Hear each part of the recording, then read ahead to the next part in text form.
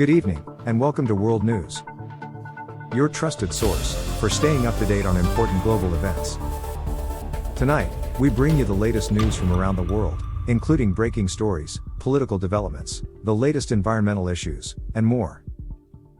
Stay tuned for in-depth coverage and analysis of the top stories of the day. Now let's hear a few words from our sponsors. Pandemic prevention is humanity's mission to ensure all sickness is eradicated from the planet. So please make sure your employer injects you with the most recent vaccines next time they vaccinate you at work. Stay safe. We have breaking news from the second annual convention of the Global Organization for Orgasmic Equity, also known as GUI, was held in Portland, Oregon. Let's hear from one of our reporters who is live at the scene. A highly charged emotional exchange took place here at the convention when social justice activists advocating for transgender rights accused the Global Organization for Orgasmic Equity of marginalizing transgender people when they suggested some of them make the decision to transform because they think they will experience better orgasms.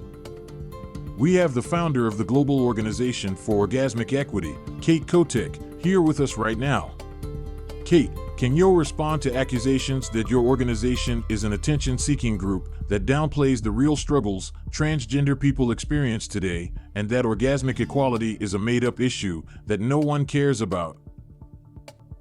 Saying orgasmic equity is a made-up issue demonstrates the lack of knowledge or consideration from society dominated by hypermasculinity and patriarchal influence. Orgasmic inequity is a real thing that billions of real people living everywhere on the planet experience, while transgenderism is something that affects very few people, regardless what political leaders say.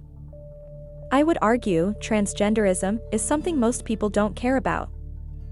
Here at GUI, we understand the global crisis of orgasmic inequity affects more people worldwide than most other highly controversial topics our elected leaders in the mainstream media love talking about. What are some of the main goals of your organization?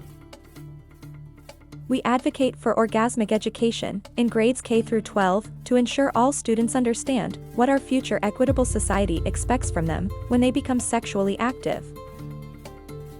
What do you have to say in response to accusations from parents who say your organization works to sexualize children?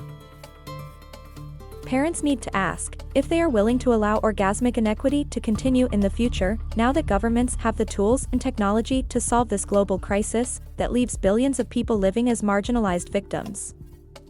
Governments solve all other societal issues, so why not demand they solve orgasmic inequity? When they plan to monitor every person's vital signs and physical activities 24/7 in the near future. That report came to us from the first annual conference for Global Organization for Orgasmic Equity. Coming up next, first responders put on paid administrative leave for failing to handle a transgender woman's severed penis at the scene of a major accident with multiple trauma patients. The transgender woman's severed penis was mistakenly transported to a local hospital with a male victim who also suffered serious traumatic injuries. Is this the news from our future? Our actions today determines the future. Our inaction supports global transformation, nation destabilizing plans. Created by the United Nations and the Baha'i international community. Get informed and speak loud and clear every time you hear anti-Americanism bullshit that doesn't reflect the reality you want. Failure to stop nation-destroying subversion actors, bizarre agendas, ensures all will pay hakukala soon.